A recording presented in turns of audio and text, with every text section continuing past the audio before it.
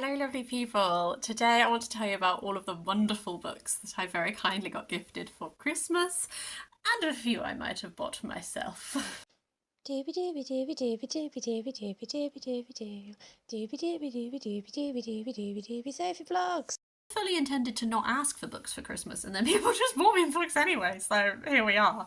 I'm not going to waffle any longer. I'm just going to start chatting you through what I got. First of all, my lovely partner bought me these three books. First of all is A Pale View of the Hills by Kazuo Ishiguro. As you know, I have been really enjoying Ishiguro lately. I feel like I need to read him while I'm still in the zone, and if I wait too long, then I might fall out of the zone. This was his debut, which really intrigues me. I love seeing how an author grows and changes over time. This one is following Etsuko, who is a Japanese woman now living in England, and she is dwelling on the recent suicide of her daughter, and she finds herself retreating into the past and reliving a particular summer in Nagasaki, and this friendship she has with this wealthy woman who has become a vagrant. I think that it will be very interesting to see his start point as a writer and where he has ended up. So I'm very intrigued about that. It also got me Awake by Harald Voetmann, which is translated by Johanne, Sorgenfri, Ottosen. This I'm so I thought this sounded so interesting. Pliny the Elder is lying in bed dictating chapters of his natural history to his slave. He's trying to classify every element of the natural world in a single work. Obviously, if you know history, Pliny the Elder is a real guy who did exist, who wrote these writings, but then he went to, when Vesuvius was erupting, he went to go and document it, and then he died. So then Pliny the Younger is then taking on the rest of his and sorting through his work. So it's like a reimagining of this. It says Harald Voetmann brings the formidable Pliny the Elder and his pompous nephew to life. Awake is a comic delight about one of history's great minds and the not so great human body it was housed in. I just think it sounds really intriguing. And I have the writings of Pliny the Elder to read, so I thought maybe if I did a pairing, that might be quite fun. And then finally, We Are Green and Trembling by Gabriela, Cabezon, Camara, which is translated by Robin Myers. This one I'm thinking of maybe saving if I do Medieval Mystic May again, even though it's not medieval, but it has a bit of mysticism to it. It focuses on Antonio de Erazo, who was a real figure from the Spanish Conquest. And it's focusing on, he's writing a letter to his aunt, who is the prioress of the same Basque convent he escaped as a young girl. Since transforming into Antonio, he's had all of these adventures. Now he's hiding in the jungle and is hounded by the army he's deserted, and he's looking after these two girls who he's rescued from enslavement. And it's described as this queer, baroque, tender and surreal novel conveys glimmers of hope for the future within the brutal colonial history of Latin America, finding in the rainforest a magical space where transformation is not only possible but necessary.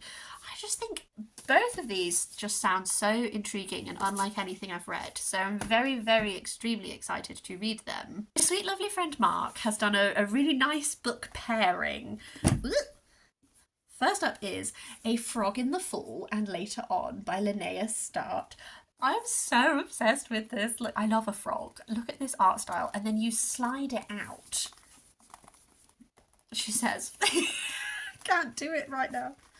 And then you slide it out, and it is this gorgeous, you read it landscape, and this illustrated little story of this frog. I think that this sounds and looks so wonderful. So I know no blurb. I think we are literally just following this frog on these adventures. I think it sounds so like it's going to be an absolute delight, and it has this really nice little spine as well, which is great. And then this feels like such a fitting pairing because this is My Dearest Mouse, The Wind in the Willows Letters by Kenneth Grahame. So it's the letters of Kenneth Grahame. His A Wind in the Willows began as a series of letters written by him to his 7-year-old child known as Mouse in the summer of 1907. So then these are the letters, but they're also illustrated, so you have like scans of the letters, you have like illustrations. I adore Wind in the Willows, and this feels a bit like when I read Tolkien's letters, and it really like illuminated lots of things to do with the writing process of Lord of the Rings. I'm hoping that this will do the same, but for the Wind in the Willows. So thank you so much, Marc. I am delighted. My brother did his classic continuance of buying me some non-fiction history.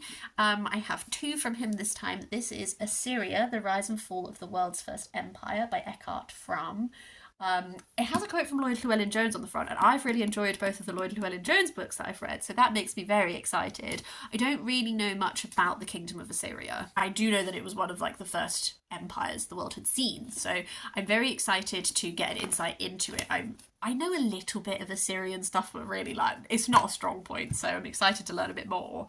And then he also got me The Ottomans, Khans, Caesars and Caliphs by Marc David Baer. These both are just sort of like portraits of these like dynasties, and I don't know either one particularly well, so that's going to be great. And they're nice and chunky, so they'll be good to settle into. My dad also went quite hard on the non-fiction history this time. He got me 4 non-fiction books and then the usual 2000 AD comic. So non-fiction wise, Agrippina, Empress, Exile, Hustler, Whore, a biography of the most extraordinary woman in the Roman world by Emma Sothon. I've read an Emma Sothon before, the Forum one, the one that was about murder and crime in ancient Rome, and it was very interesting. It was a very interesting tackling of the topic. She's quite sweary, she's quite irreverent in her telling, which I think you'll either go one of 2 ways. You'll either really like it. I'm saying that. I always go this. You'll either really like it or you'll find it really off. I feel fine about it. I don't love it. I don't hate it. So there's 3 ways you could go. But Agrippina is a figure who I find very cool. Well, very cool, very interesting.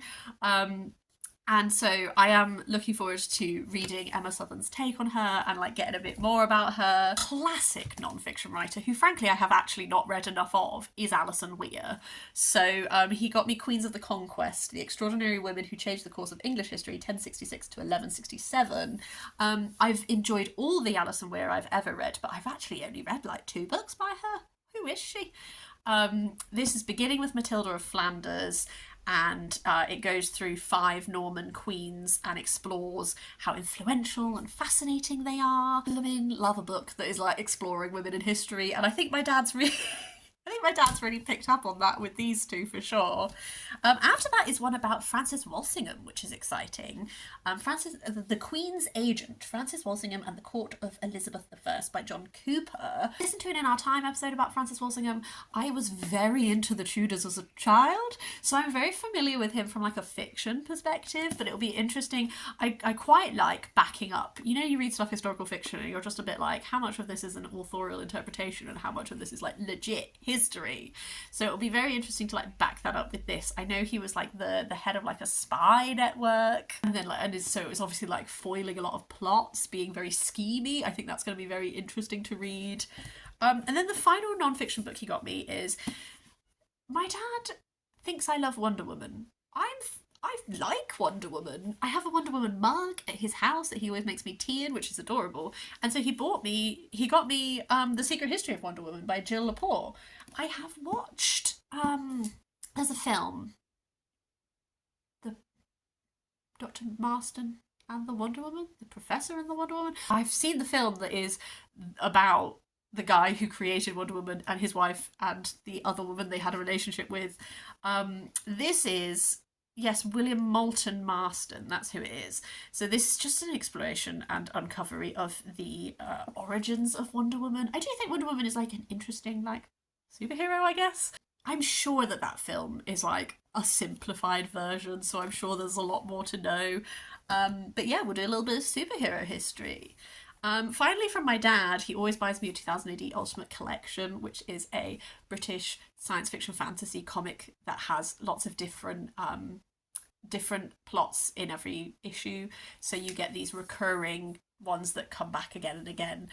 Sinister Dexter is a very classic one. I have read, from when I used to read 2000 AD, I have read Sinister Dexter plots before, but this is I think this is the start of them. This is by Dan Abnett, Anthony Williams, Simon Davis, Steve Yoel, and Greg Staples. They are hitmen. There's quite a lot of like humour to it. It's quite like riffing off of like a lot of like those sort of classic. It lists in the introduction like the influence of Pulp Fiction on it and that sort of a thing. So I have only read later Sinister Dexters. If this is the start, then I haven't read it, so that'll be fun. I always really like when it's ones that I did read when I was reading 2000 AD to then go back to the origins and see where they began and versus where they were when I was reading them. Final present is my mum got me this stunning book. This is Women Pioneers of the Arts and Crafts Movement, edited by Karen Livingstone. I'm thrilled about this. I took her to go to Kelmscott Manor last year because we both love Pre-Raphaelites, and I'd been before but she hadn't, and I knew she was going to love it. And in the shop I pointed to this book and I was like, oh, I so would love to read that. And I think she must have squirreled that information away. That, or she forgot and then just miraculously made this happen. Arts and Crafts Movement, I love. I'm very, very interested in these women who were heavily involved in it, and I don't know any of them as much as I would like to. Specifically, one of the ones in here I have really, is it Phoebe Anna Trequer, I love. So I'm really excited that she's present, but also like, and I know Margaret MacDonald and Frances MacDonald and Mae Morris, but there's loads in here that I do not know, and so keep banging on about how much I love Pre-Raphaelites, how much I love Arts and Crafts Movement, all of that, and how much more I need to know about the women involved, and this is going to be a real step along that journey. Final run is just books that I bought for myself for various reasons. First up is a book by someone who I know. This is Letters to the Muse by Toni Cogdell. Toni is an artist who, her parents are family friends, so I've known her my whole life. I love her art. Here's some examples of it. I just think it's really gorgeous. This is her first foray into writing, and I think this sounds so intriguing. So it's some of her work, and then it's paired with some of it is poems. It looks like some of it is, it looks like a lot of it is poems, but there is a bit of prose in here as well. I love Toni's artwork. I'm very intrigued about what has inspired her to move into this new form and to get an insight hopefully into some of like her creative ideas and processes and that kind of thing. So yeah, delighted to be able to read this. I love to buy books by people I know. You know how like lovely it is when you're like, I love this person and now I get to like support them and find out more about their inner creativity. Final book that I pre-ordered in 2025 is Eleanor, A 200-Mile Walk in Search of England's Lost Queen by Alice Loxton. I think this sounds so wonderful. This is about Eleanor of Castile, who was the wife of Edward I, and we're in the 1200s. After she died, her body was carried on a procession, and they set up these Eleanor crosses, 12 of them, at various places along this route. Alice Loxton is now walking the funeral route of it, and she is exploring and piecing together the life of this queen that we don't really know much about. I really enjoyed Alice Loxton's... Oh, it's behind these now. I enjoyed her book that was about caricature and satire in the Georgian era. She makes a lot of great history content online. And I don't know anything about Eleanor of Castile, so I'm extremely looking forward to learning. I did treat myself... I resisted the Waterstones sale, but I did treat myself to one book in the Blackwell sale, and that's because it was such a good deal that I couldn't not. This is Fulvia, the woman who broke all the rules in ancient Rome by Jane Draycott. This was only £9 in the sales. I got it. This and Agrippina might be a nice little reading moment to explore some like women from ancient Rome. Again, I know stuff about both of them, but I'm really excited to like deep dive into both of them.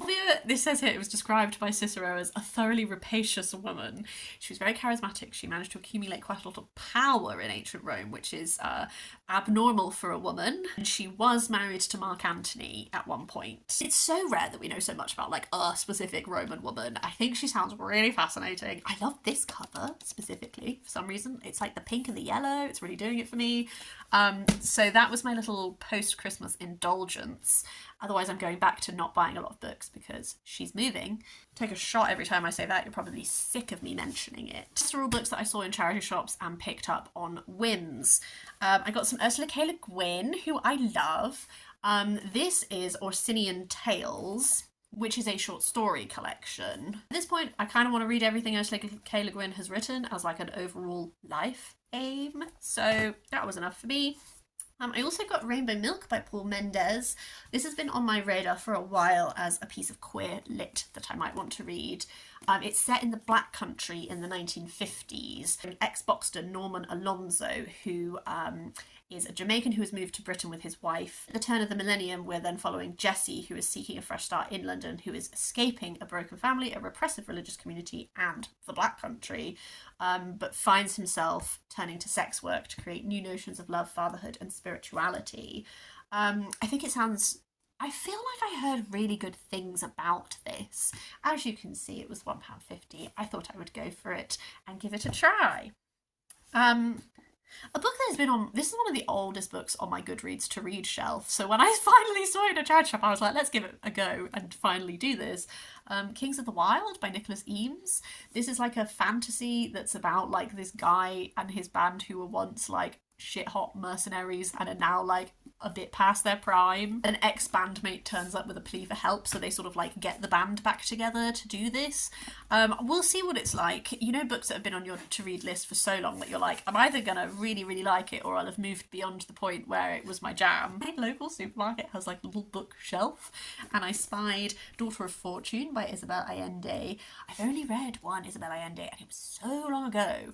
I don't really remember how I felt about it, but she's such like a classic iconic writer that I thought, given that it was definitely over a decade ago that I read whatever that book that I read that one, I thought it might be fun to return to her and see if, like, you know, she's got loads of books that I can explore if I do love her. This one is about a foundling called Eliza who's discovered on the doorstep of the British Import-Export Company in 1830s Chile, who's like adopted by this woman who's like an English lady, but then at 16 she falls in love with an impoverished young revolutionary, and she stows away on one of her uncle's ships to go like find him. So I think that sounds intriguing, and I'm interested to do another Isabel. Final two books: Mad Enchantment, Claude Monet, and The Painting of the Water Lilies by Ross King. How could I already wanted to read this. How could I resist this edition with this gorgeous water lily and then this little wraparound, and then the end paper has like a picture of Monet. As you know, I love an arty book. Oh, these are papers! Oh! I love an arty book. I do know a fair bit about Monet's life. What intrigues me about this is the specific focus on the painting of the water lilies. And yeah, I love an arty book. I love these explorations of artists and like what inspires them, these particular moments in their like artistic journey and that kind of thing. So very looking forward to that. And then finally, I love a Jasper Fforde. Red Side Story. This is the sequel to Shades of Grey. Shades of Grey I read, over a decade ago now, probably. Quite a long time. No, Shades of Grey, I think I have a standalone review on this channel for, potentially. I liked Shades of Grey. It's like a dystopian where society is ordered, like you're ranked by your ability to perceive colour, and then that influences like your social standing and all this kind of thing. And it's a very like classic dystopian narrative in the vein of like 1984, Brave New World, etc., where it's like this person who is part of the system like suddenly starts to notice things and maybe starts questioning stuff, etc. At the time, it took me a really long time to get into it. For a lot of it, I was like, this is fine, whatever. And then like right near the end, I got really into it and I really liked the ending. I will definitely need to reread that before I read this, because as you can tell, a lot of it isn't there anymore in my brain, the specifics. But I am, again, Jasper Fforde is another author who I'm like, over my life, I would like to read everything he has written. So I'm looking forward to... It was an ending that could have never been returned to, but simultaneously was open enough that you could. And so I'm very intrigued, because he returned to it quite a while later, about the motivation for like coming back to this story and going further with it. I don't know. Intrigued. But yes, that's everything. Those are all the books that have come into my life recently. I'm thrilled about all of them. Would love to hear your thoughts if you have read any of them. If there's any that are particularly exciting to you, I can try and prioritise them. Do leave me a comment, let me know anything down below. Otherwise, I hope that you're having a lovely time. I hope that wonderful books have come into your life too, and I will see you next time for something different.